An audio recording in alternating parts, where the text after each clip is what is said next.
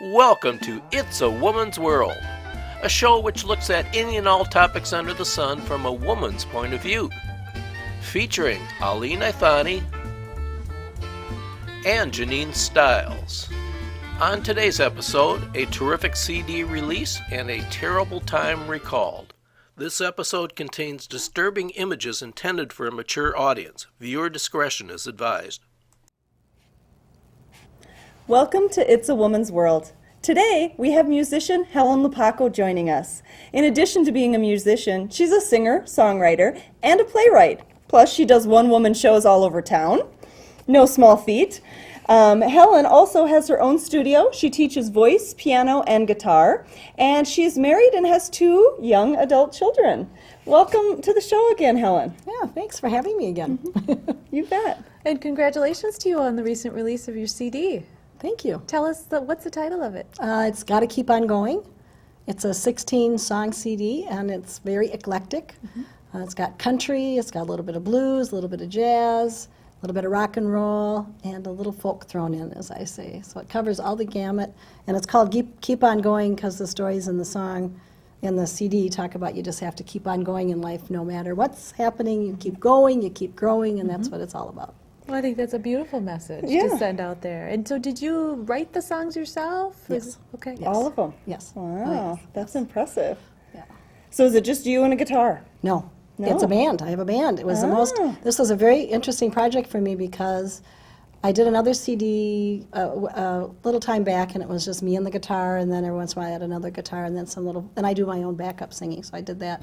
This one, I ended up getting a band put together. My neighbor happens to be a drummer, and then of course he is the drummer for the Suicide Commandos, so he's a really good drummer. Oh. And so he's the drummer, and then in my studio I have some vocal students who are really good guitar players, guys that sing and play in bands. So they said they'd play guitar on my CD, and then I have a really good vocal student who is a country western star, and he plays a really good fiddle. So he's on my CD, and then we found a bass player. So all of a sudden I had a band, and it was always my dream to sing in a band, and here I had a band. It was Helen's so fun. band. Helen's That's band. neat. It was just really fun. So the song, it's really fun to watch my songs grow and get bigger because of the instruments you add, and you write a little lick that you kind of musical lick you got going on, then you have other instruments pick it up, and then what they do with it, and just all the creativity that goes into making these things, and it was like A true this was collaboration. done. Yes, Yeah. it was like it was such an exciting project. It was so much work. I had no idea. Yeah.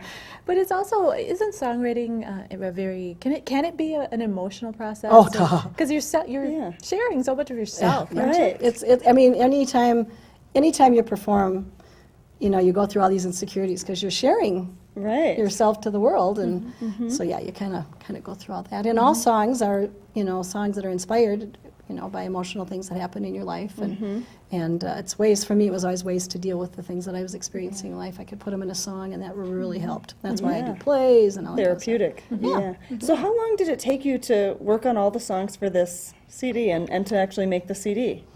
Most of them I've just written probably in the last couple of years. And then when I decided to do the CD, I thought, okay, which songs do I want to put a bridge on? So what do you want to do to make the songs bigger and better and all that kind of stuff? So I spent, about 6 months kind of working on the songs and getting where I want them to be to do recording. And then of course I got these band players going up, and then we started kind of rehearsing to see how things would sound. And then I got a recording guy, and it took it took a year. I mean, we kind of did things all fall, and then it was last January we started the recording. We recorded at Creative Creation Studios and did a 2-day recording. It was like 10 hours one day and 12 hours the next day. Very intense. And then that was just for the band to record, and then they just had me do it because I was leading the band. But then I had to go back and do my vocals, and then I had to go back and do my guitar work. And then eventually we added the fiddle player in some places and stuff like that. So we started that one in January. We were done recording probably by the end of May. That's with all the mixing and the mastering and all that kind of stuff. Then you had to bring it in, and then I had to design a CD cover and do all that, and then you put it in, and then finally, August 10th, we got the CD. Wow. And my husband and I were leaving quite the town, and we process. brought it with us, and we were traveling around the country, so we gave it to people in the country. Fun. We were traveling around. Wow. That's So it was fun. kind of fun. But it was a long, and And I started this whole process because I've written plays, and I've acted in them. We go around town and we do that, and then I have all these actors. And I said to my husband, this is so involved, you get all these actors together, go out and perform, market, all that kind of stuff. I'm going to do something easy like a CD. Honey, it wasn't easy. Well, I guess we are excited because you're gonna perform for us. What are You're your gonna do a songs? song. Yeah. Tell us about it. This song is called Little Bird. It's interesting because I go out and listen to a lot of artists, and you listen to certain things that people do, and you just get inspired. And this song was inspired by a woman by the name of Jasper Lapakko, who's just an incredible songwriter. Yeah, I've heard her perform. Yes, she's just amazing, and she does one song, and it's about a bird. So I just came from that, and it was kind of based on that. And it's really based about, and this song is really about being heard. It's being yourself in the world and being heard, and wanting to be seen, and that kind of thing. So Okay. Wonderful. Up next, All right. sing Little Bird. Yeah. Here we go. Little Bird.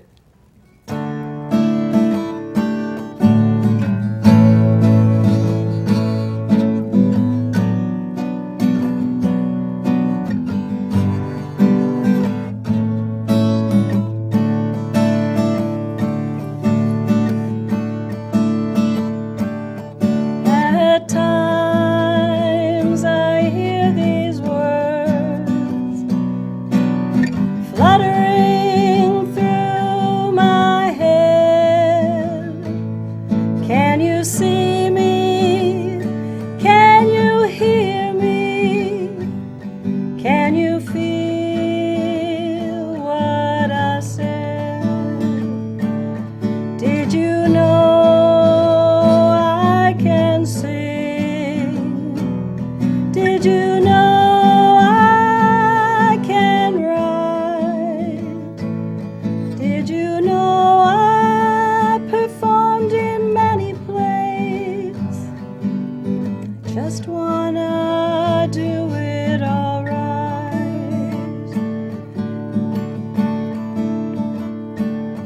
Little bird flying high, little bird, touch the sky. Little bird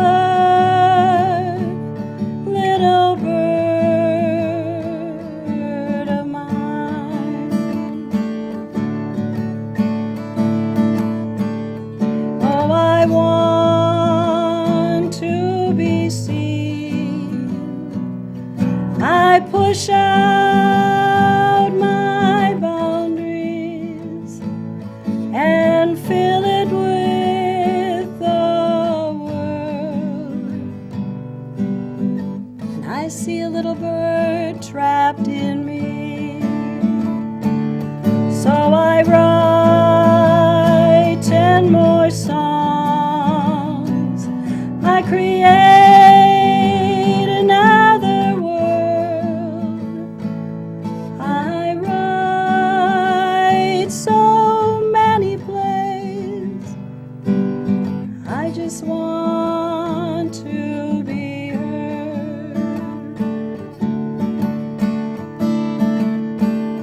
Little bird flying high, little bird touch the sky. Little bird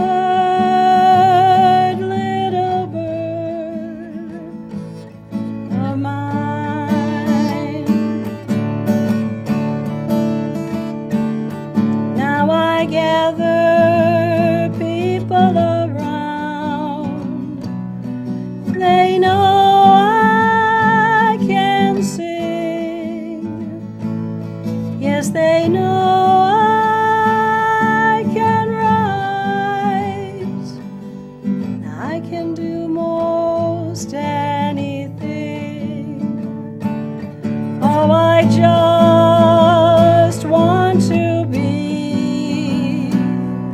I want them all to see that beautiful bird is trapped inside of me. Little bird flying high,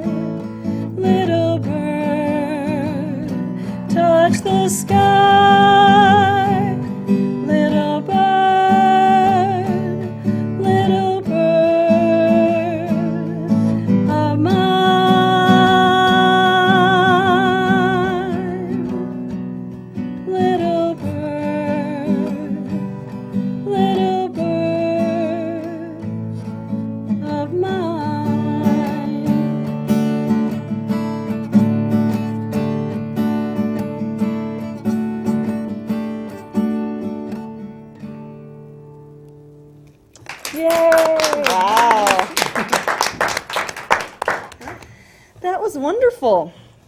We'll let you get your guitar down here. Beautifully done, with a great message too. Thanks. That was wonderful. So, where can people see you? You're performing because of your CD, right? Yes. Just got done with a CD release party in February at the Glacier Fringe Studio. I'm doing something tonight at the Anodyne Coffee House. I'm also performing at the Contented Cow down in Northfield at the beginning of April. And also I'll be performing at the Butter Bakery Cafe in also the beginning of April. And that's what I have so far. Wonderful. Wow. Well, it was sure a pleasure for you to come on the show and share your music with us again. We had you on many, many, many moons ago. Yes, we did. Yes, we and you did. sang a song for us then, too. I So did, about my son. It's been That's a right. pleasure. Yeah. It's Thank been you wonderful. for being with us today. Thank you so much for Beautiful. having me. So check out Helen Lapakko, coming to a coffee shop near you, hopefully. Next up is something very important going on at Edison High School. We are pleased to introduce a group from Edison High School in Northeast Minneapolis. They have an event titled Buchenwald and Beyond. And I'd like to introduce Whitney Howe. Whitney is an AmeriCorps Service Learning Coordinator at Edison. Also, Faduma Abdullahi, she's a senior at Edison. And finally, Bridget Altman, who is a social worker at Edison. Welcome and thank you for being here today. Thank you, ladies. Thank you so much for having us. Whitney, could you kick us off? Tell us a little bit about Buchenwald and Beyond. I would love to. Buchenwald and Beyond is an event we're holding at Thomas Edison on April 19th, and it's an educational awareness event about the Buchenwald concentration camp and a way to really bring the world affairs into a local context and local setting. And we're holding this as part of a 3-part series. We call it our Human Rights Forum at Edison, and it's the 3rd in our series.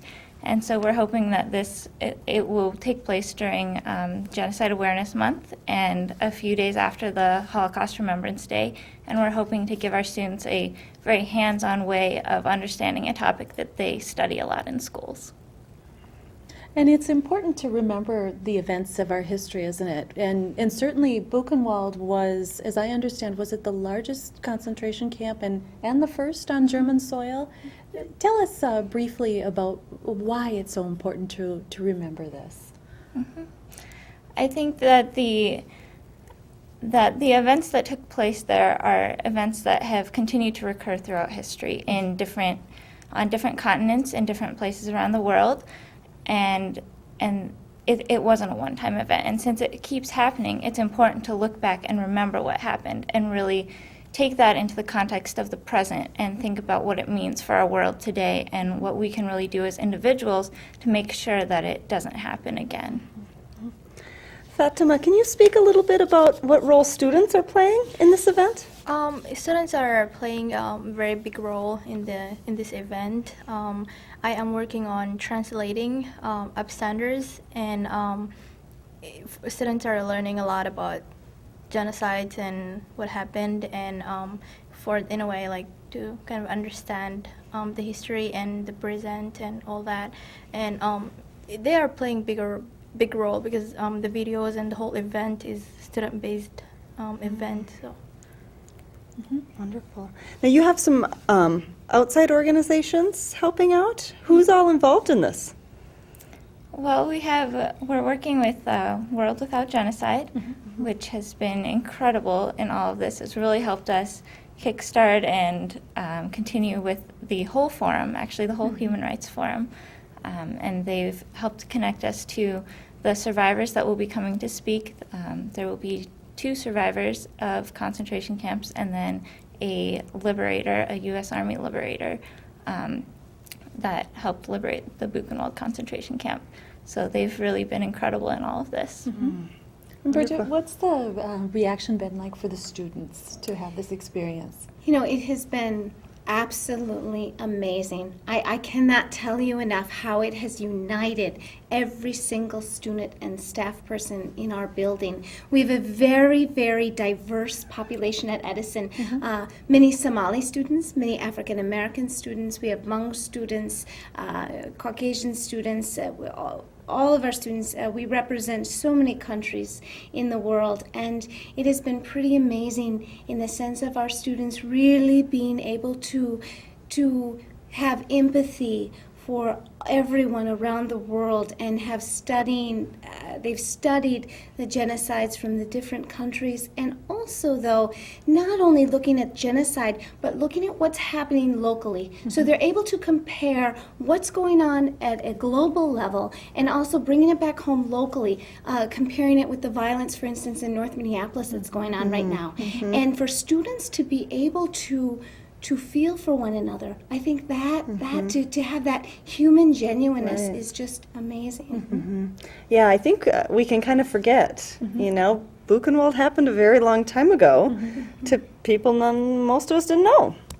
And so that's great that you're equating it on a worldly level, but also on a very local level for the students. Yes, and I think that by doing that, I think that it really empowers all of our students to first and foremost recognize the injustices that have happened in history, the injustices that are happening currently globally, injustices that are happening locally, and then what I think is so amazing, and thanks to students like Fadumo, and thanks to Whitney as our service learning coordinator, students are able to come together and make a plan of action to actually be able to become activists, you know, and I think that that's so healing, you know, for everyone. Yeah, definitely. What about you, Fadumo? What have some of your fellow students, how has this affected them? What have they said to you?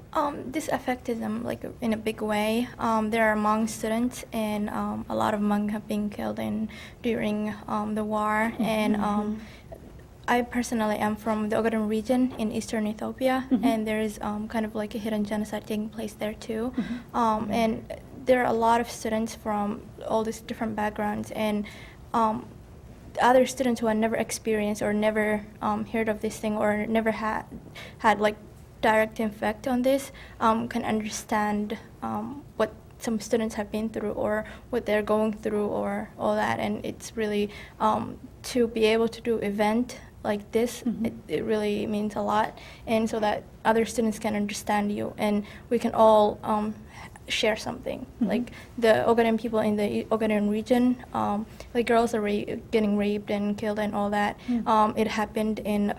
It's happening in Sudan, in Rwanda, it happened in the Holocaust, it happened to Hmong people, and these people are in Edison too, and for us to all understand each other and see what we have all been through, and it's a very amazing thing, and it's been very nice. Interesting.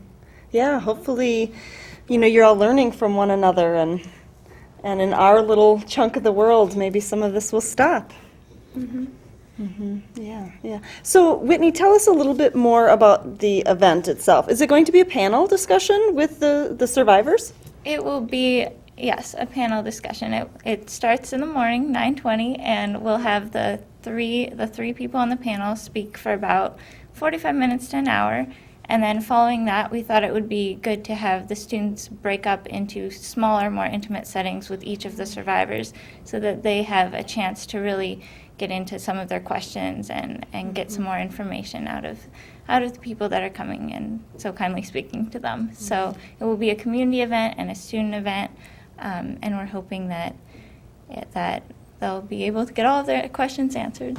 Wonderful. Well, I think that one of the things when I hear about the events like this is that, you know, it's history, and so I can comfortably just keep going on in my world today and not have to think about these things from where I live in the United States. But it is important, and it is important to get those stories out and to remember the people that have gone before us. And I think the point that you made, Bridget, that it's resonating in students' lives today and how powerful that is. You know, are you seeing that kind of response from the public or from the community as well? Absolutely. I think there's been a great deal of support in the community for our human rights forums and to to tackle and to courageously talk about genocide. I think some people in this day and age, they don't want to face the horrors of a situation, especially in this economy. It's much easier to sit back and listen to a comedy versus to really with a microscope look at what's going on in the world and to have to answer that and our actions. And so luckily I think at Edison we've been very, very fortunate to have a community and a student body and a staff that is not afraid to have courageous conversations and to really look at themselves and look at others and the choices and the actions that we're taking. Well, good Been for very you. fortunate. Well, so you guys brought along some slides that we can show our viewers. So let's take just a moment and look at those.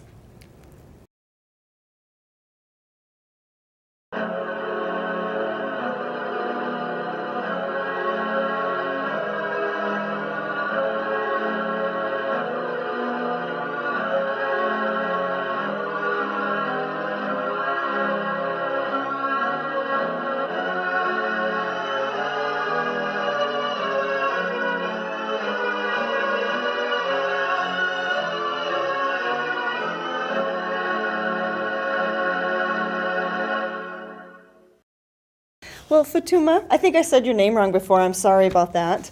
You mentioned a little bit before that you're doing some translating about some upstanders. Can you explain that to us? It's about a play, and it's about the story of 10 people from around the world that stood up to genocides. And that's, I think, something that we all need to do, stand up for genocide, prevent them before they happen and before it's too late. And that's why I'm translating it. Oh, interesting, interesting. Yeah, I think that's a really great message for all of us. And my father-in-law was going to participate in the event, but his health isn't very good now, and he was an upstander. He was part of the Norwegian resistance, so he wasn't specifically persecuted, but the Norwegians were standing up against it, and so therefore were persecuted in the process. So it's kind of unfortunate he can't participate because he would have loved to do that and help you guys with that. So that's wonderful. And so now the event will happen, and so what happens after that? How do you keep this going? How do you keep it alive? That's a good question. I think many of our students throughout the human rights forums have become very vocal that they want to make a difference. And so at Edison, I think part of our role as a staff is to make that available to them, to empower them to go forth and make change. And so, for instance, in one situation now, we've had a group of students come to Whitney, and Whitney has worked diligently to be able to secure funding to be able to have students make a film and on their own experiences and their feelings about genocide. And so that has been very, very impactful and will be very impactful, not only for our students, but we're hoping also for the community to be able to see and So you're going to share it with the Yes. community. Oh, Yes. wonderful. Yes. What a great resource to have. And then Whitney, you're working through AmeriCorps, is that correct? So is this a special project that you're on, or how does the AmeriCorps Alliance come in with the school? Well, I'm part of an AmeriCorps program called City of Lakes, and we have about 40 members stationed at different schools around Minneapolis. And so I was stationed at Edison High School this year, and every year there's a new person that comes in, but every year there are AmeriCorps members at these schools, and they take on different projects and different events. And I came in, and there was a lot of passion in the school to start with a human rights forum. There's another AmeriCorps member there that was working on it through the summer, and I know Bridget was incredibly interested in starting this up. So I came in, and we kind of took this on as our project for the year, and hopefully we can create a structure for it to continue throughout the next year and the year after and year after. That's great. Wonderful, wonderful. One quick question before you wrap us up. What do you plan for the future? I want to know about you. You're a senior this year. I'm planning to go to college and do double major. Wow. I want to become a human rights activist, but I also want to become a children's doctor and travel into remote areas in the Ogana region and help my people and my people in the Ogan region and my community in here too. So that's my plan. Good for you. Have you decided on a college? No, actually I'm PSEO, full-time student at UWM. Oh, wow. That's great. Wow. But I'm not sure yet. But I will look through and see where I want to go.